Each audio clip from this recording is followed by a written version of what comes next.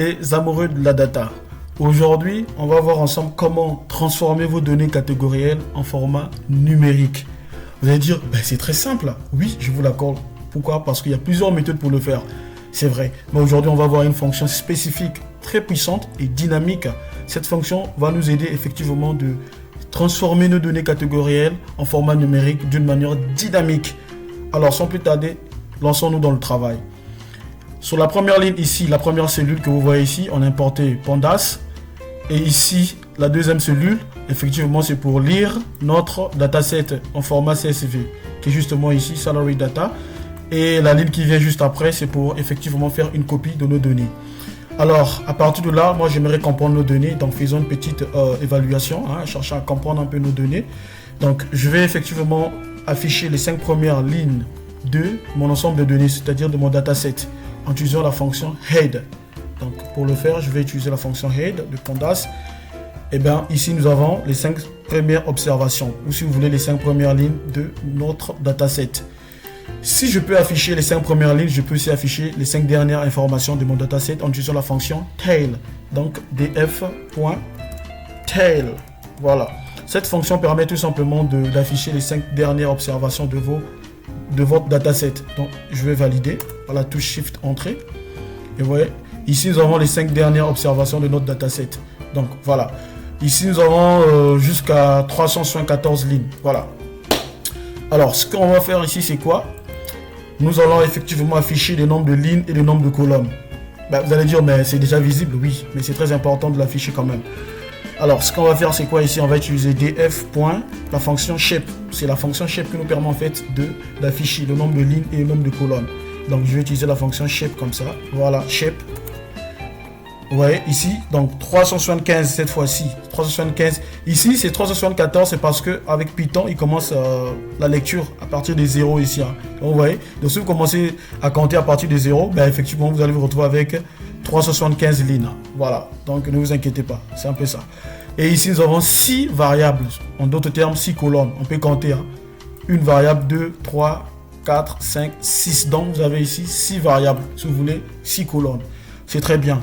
On peut effectivement afficher le type de chaque variable en utilisant la fonction quoi? Donc, toujours dans df, je vais utiliser la fonction dtype pour voir le type de chaque variable.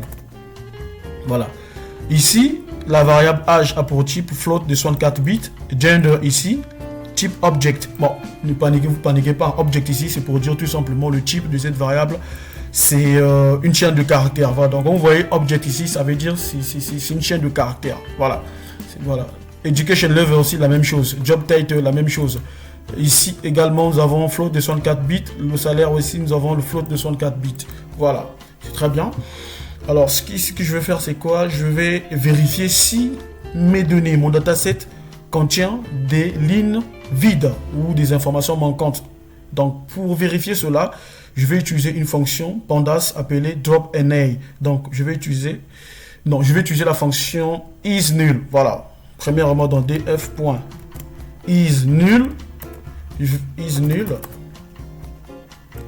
Donc la fonction isNull. Voilà. IsNull, vous avez deux méthodes. Soit vous utilisez isNull ou vous pouvez utiliser isNA. Voilà.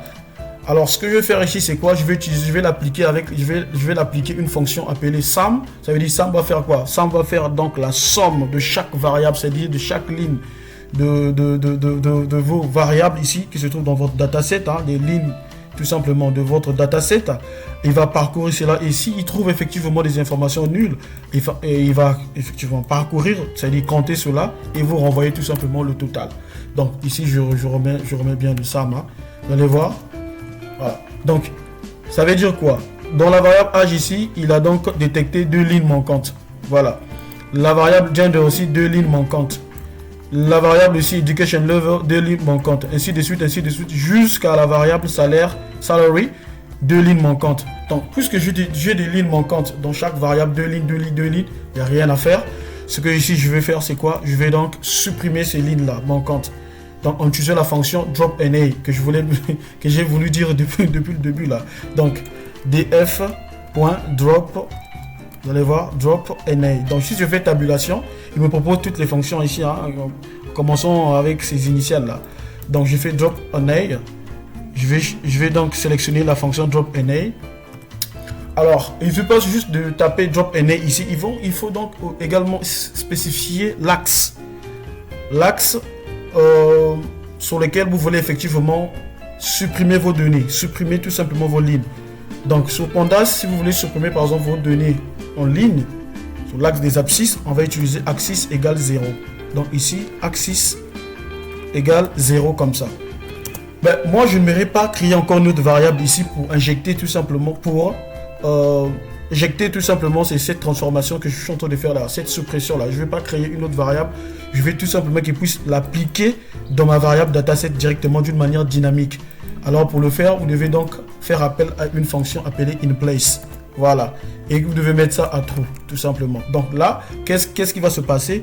Il va supprimer les lignes manquantes là dans nos variables ici là, chaque variable. Et il va donc supprimer cela d'une manière dynamique sans pourtant créer une autre variable ici. Voilà. Donc je vais l'appliquer. Et à partir de là, je peux taper la même fonction dont je veux copier ceci. Je copie ceci et je colle. Vous allez voir. Boum. Nous avons ici la variable âge maintenant à 0. Donc ça veut dire que j'ai 0 ligne manquante. Donc il n'y a pas d'information manquante ici cette fois-ci. Puisque j'ai supprimé les 2 lignes manquantes dans chaque variable ici. Là. Voilà. Donc là, tout est clean.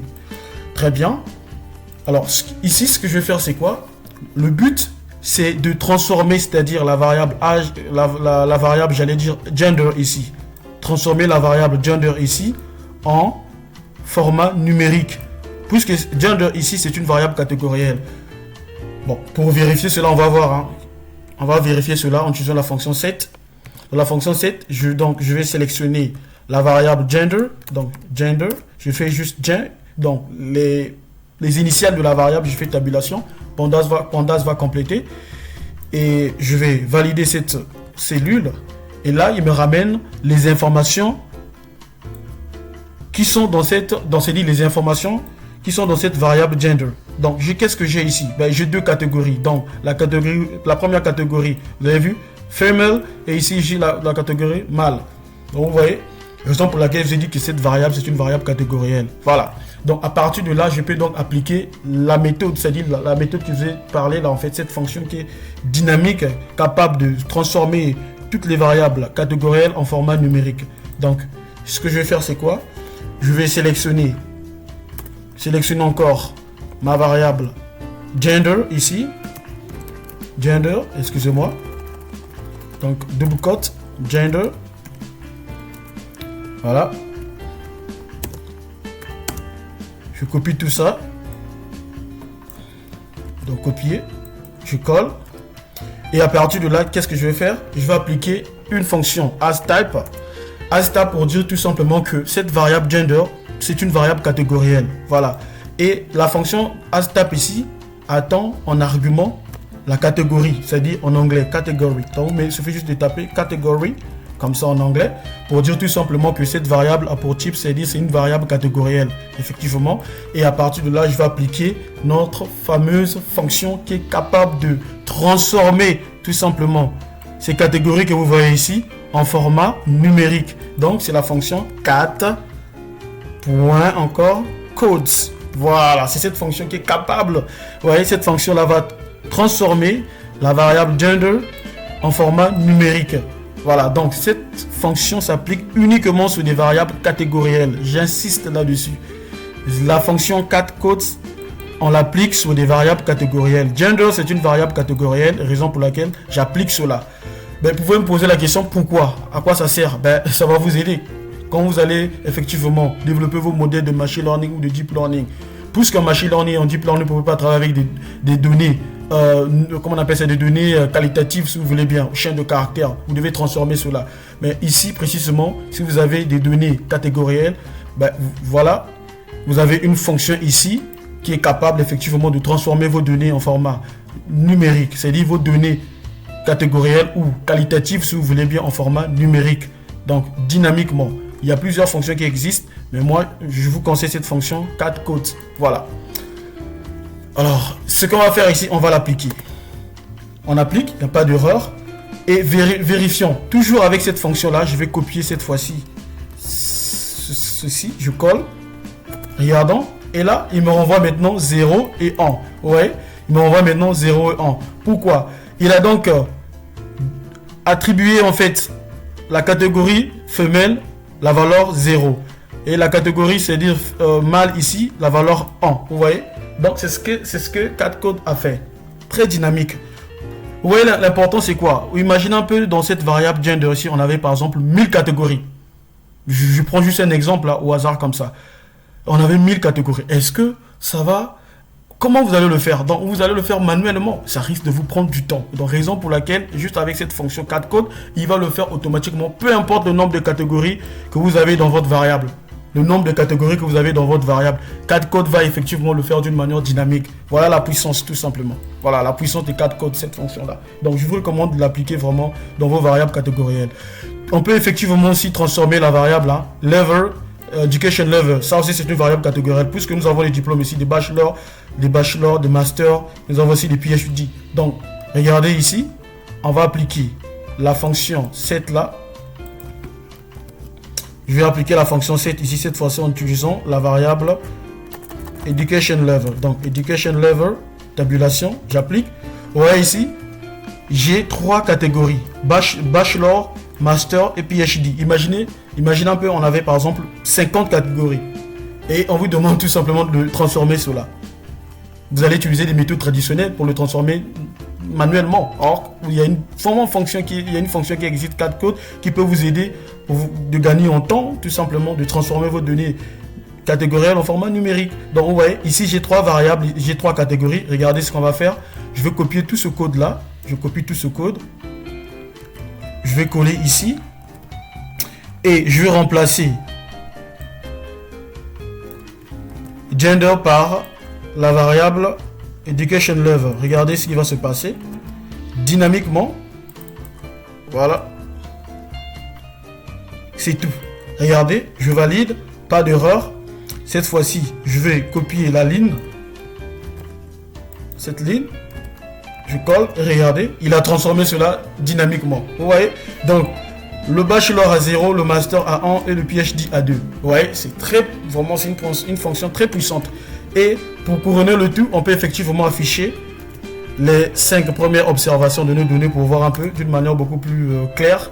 Vous voyez, là, il a transformé, la fonction là a transformé la variable gender en données numériques et la variable education level en données aussi numériques. Vous voyez, elle est très dynamique. Voilà, c'est ce que je voulais partager avec vous, les amis. À très bientôt. Dites-moi dans les commentaires si vous avez aimé. Et comme ça, on pourra revenir avec d'autres superbes fonctions. Merci, au revoir.